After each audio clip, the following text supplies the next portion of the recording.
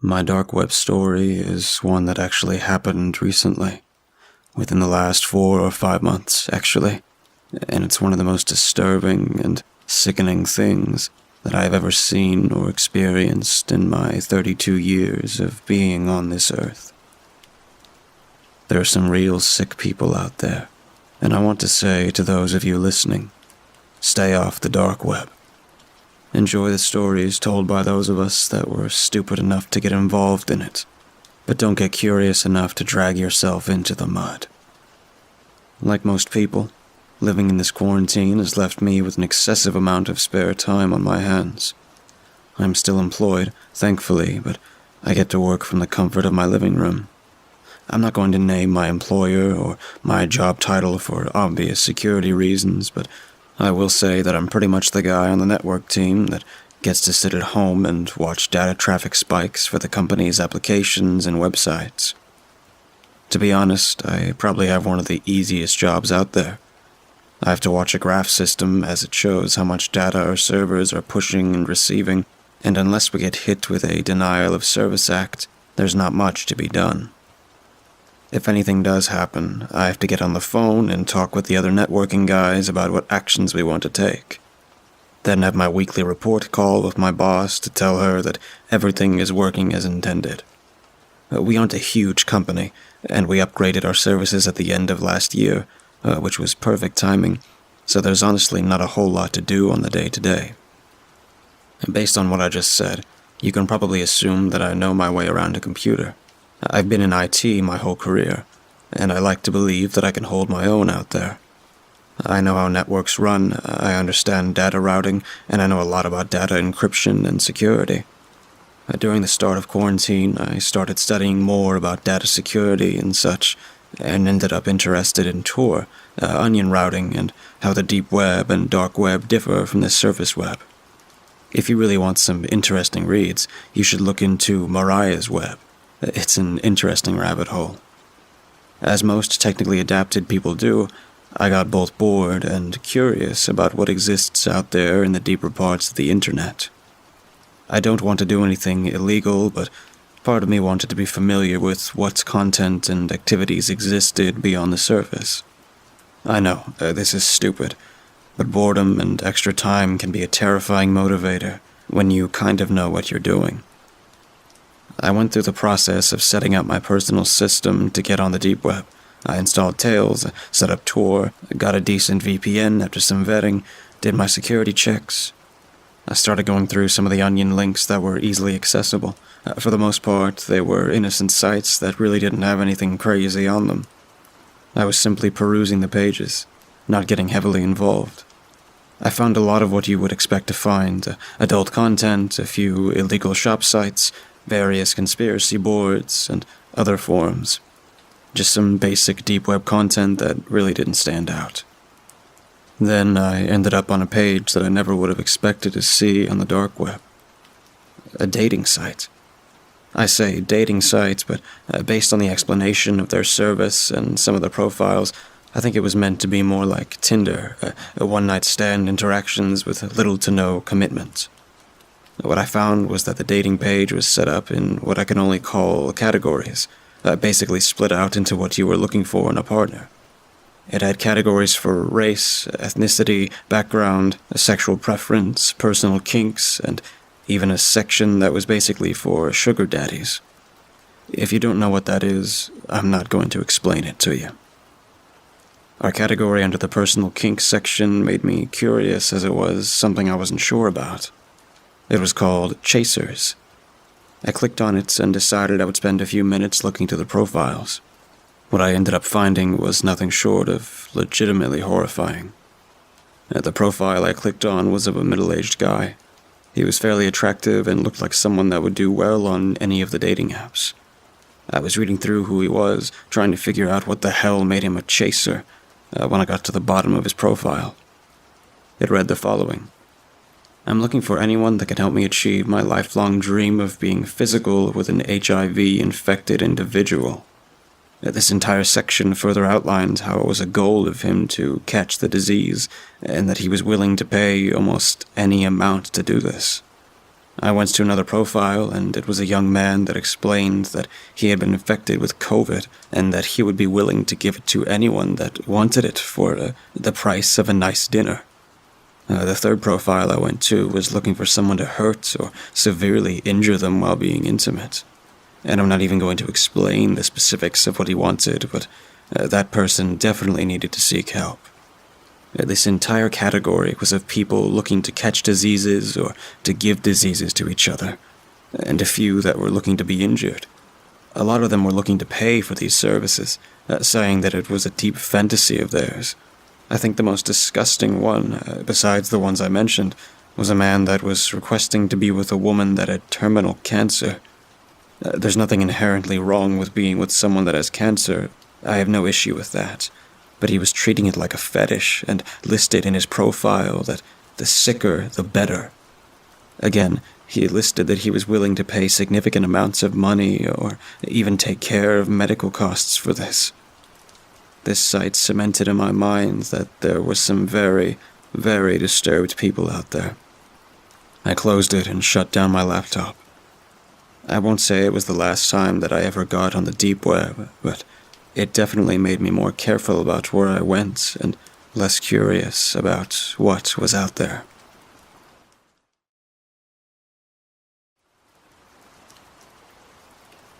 This story is going to be a bit technical, and I know that may turn some people off of it, but the technical side is important to know exactly what it is that made this such a weird situation for me. I'm going to try to keep it a bit simplified, so my apologies if the techie in me breaks through. For some background on who I am, I do 2 jobs in my daily life, front-end web development and back-end web connections. The first job has me building out websites for users and including both the coding of the pages as well as the overall user interfaces. The second job has me watching server connections and seeing what traffic goes where and who connects to what. The best way to look at it is like this. If you connect to a website, you're connected to a web server, most likely in a data center. Those data centers have routers internally, gateways, load balancers, and a bunch of other devices that most home users will never touch in their lives, and a lot of them do something boring. That said, most people know what a firewall is, or at least that it filters traffic based on rules. Those rules tell you what can and cannot connect, and what to do with traffic that isn't specifically laid out, accept or deny. All that technical BS out of the way, my job requires that I understand how connections happen and that I need to know how to determine where an IP is connecting from. This comes in handy as I'm able to see that an IP in China is trying to connect to our local government website in Ohio, which typically results in those IPs getting blacklisted, basically pinpointing the geographical location of an IP address. It sounds complicated, but a lot of this information is easily accessible, and with a bit of know-how you can usually get a good estimation on the location. Now, I've dabbled in the dark web a few times, and I like to know what I'm doing. Most of the time, connections on the deep web are encrypted, and it's difficult to find out who is where and what's all going on. Most of the time, the people that run dark web sites don't have much of a connection to the surface web, but it does happen. There was one time that I ended up on a deep website that wasn't very well built, or at least not very well protected. This site was for Bitcoin transactions and money transfers, and based on what they described, they were used for very specific, very illegal adult content. You would think that they would keep this kind of thing behind good technology, and that you would never have to worry about your data being accessed. Well, you'd be wrong in that case. The site itself had pieces of code that were static, including connections to static IP addresses while checking out. Lesson 1 in security: never hard code anything. Always code with dynamics in mind. Anyway, I pulled what was static in the connections. There were only a couple of IPs.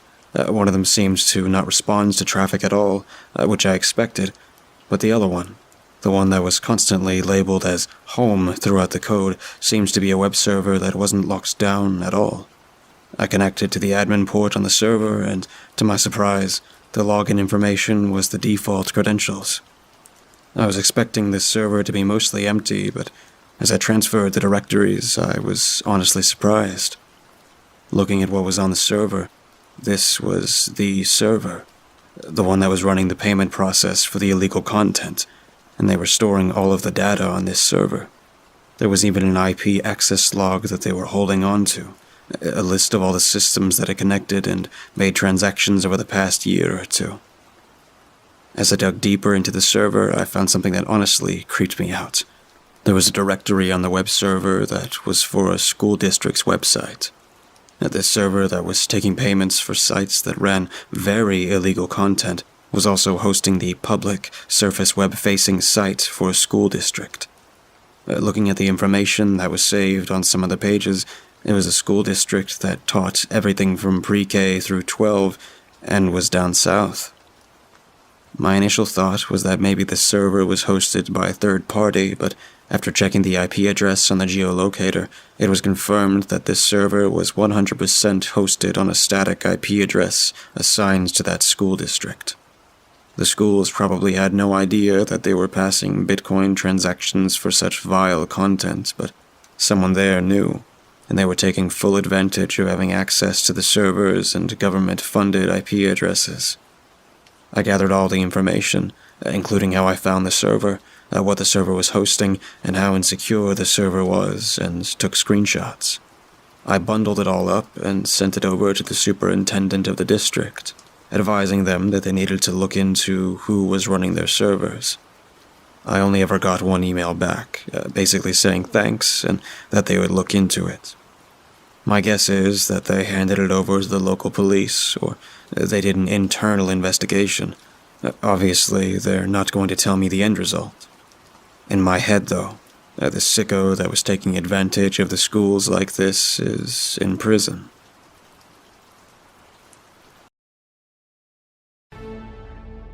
My story begins not too long ago. I decided to use my computer skills to run a small darknet forum mainly just to share information without censorship. At first, I was extremely paranoid about my site being hacked and having privacy being compromised, so I went online and began to research everything that I would need to ensure my own safety. After countless days of searching blogs, forums, and other material, I decided I was ready now. I didn't have any money, so I couldn't just buy a VPS and host site. So I decided to use my old laptop. After all, I wasn't planning on running a major website. So after setting the server up, and what I thought was literally every single thing I could do to harden it against an attack, I put the site online. Everything went great for a couple of months. Donations rolled in as the user base grew larger and larger. After around 5 months, the user base had gotten so big, I had to upgrade and migrate everything to a new PC, which I built just to host the forum. And from there, everything seemed perfect. The site was running smoothly, and there were no issues with the migration until one day, when I came home, I noticed the PC had frozen. I didn't think much about it. Maybe just a software bug caused it, so I rebooted it, and that's when it was clear to me that something was wrong with the PC. The PC lit up, and it beeped a few times, then shut off. So I thought to myself, okay, it's an hardware issue. After a few hours trying to diagnose the issue, I figured it out.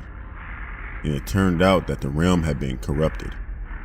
I took it back to the store since it was still under warranty. The customer service rep just told me it might have just been a faulty stick. So when I got home, I replaced the stick of RAM and had the site back up running within a few hours. Everything seemed to be perfect again. I apologized to the users for the downtime, and everyone seemed to be happy.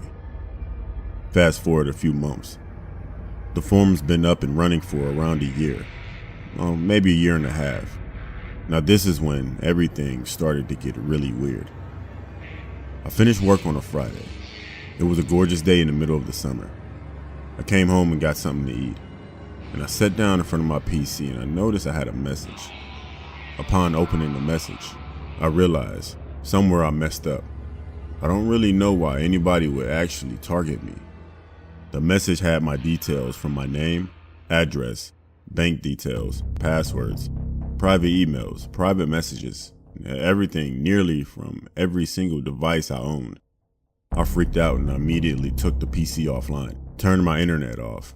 But little did I know, this guy had done his research. After a couple of hours pacing my room, I received a text message. "I know everything about you." The message was sent via some type of SMS service, so there was no way to trace it. And then my phone rang. "Don't talk, just listen. I know everything there is to know about you, and all I want is 2 Bitcoin, or things will get worse. I'll send you a text with the wallet details." The phone call ended just as quickly as it started. I opened my laptop up, checked my Bitcoin wallet, and there was enough left over from the donations just to pay this guy off, and hoped that would be the end of it. So I entered the guy's details and sent the payment. Then my phone rang again. "Thank you for complying.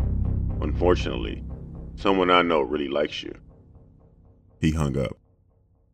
Panicking, I tried calling the number back. An automated message began to play. "The number you have dialed has not been recognized." A few hours passed, and I began to think to myself, well, maybe the last call was just having fun, and decided after a long day I'd just go to bed.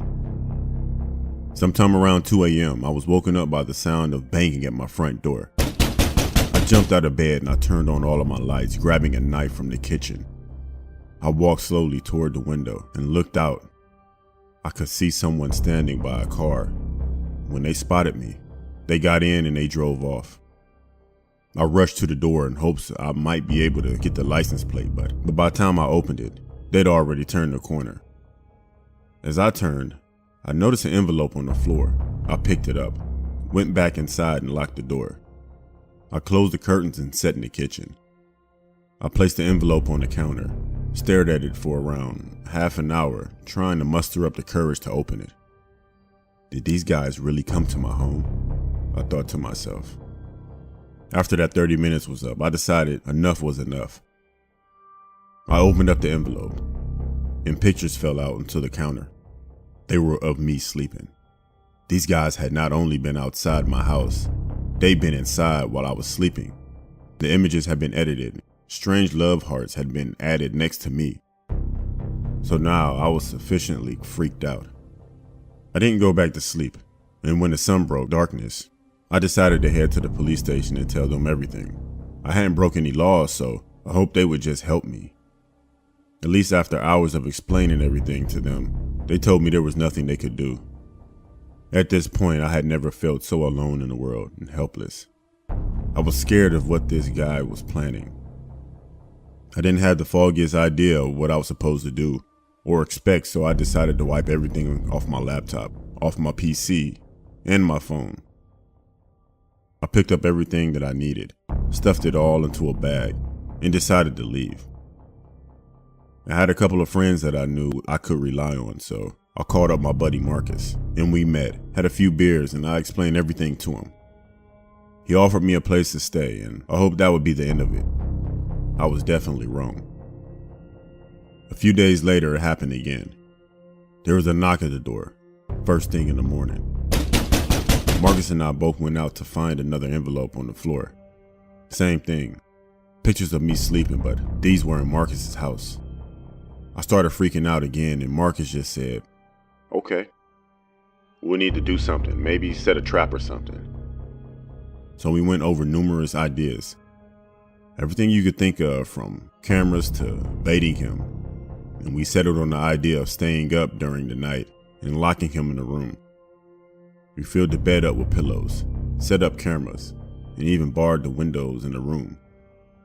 We hid in the room next to the door. After a few hours had passed, we heard the lock rattling on the front door, and we knew it was game time.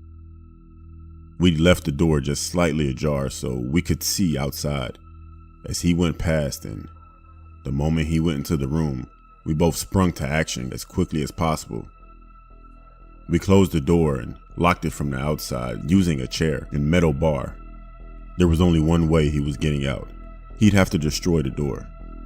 We could see the silhouette of him as he paced the room, quietly. It was creepy. We called the police as we kept an eye on him. At last I thought I can finish this and move on with my life.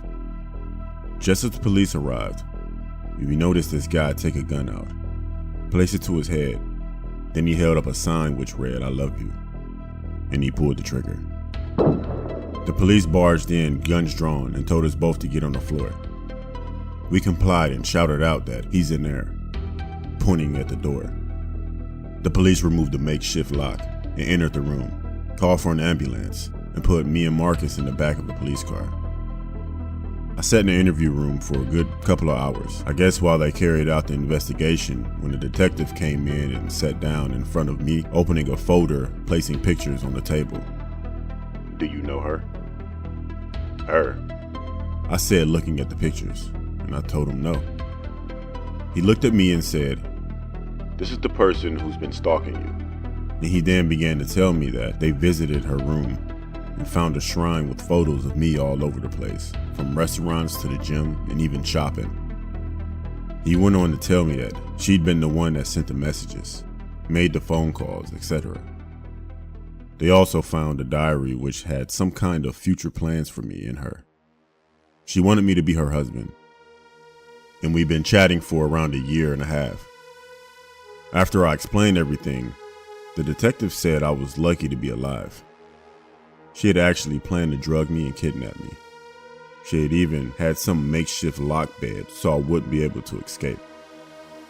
To this day, I feel lucky and I haven't been on a dark web ever since.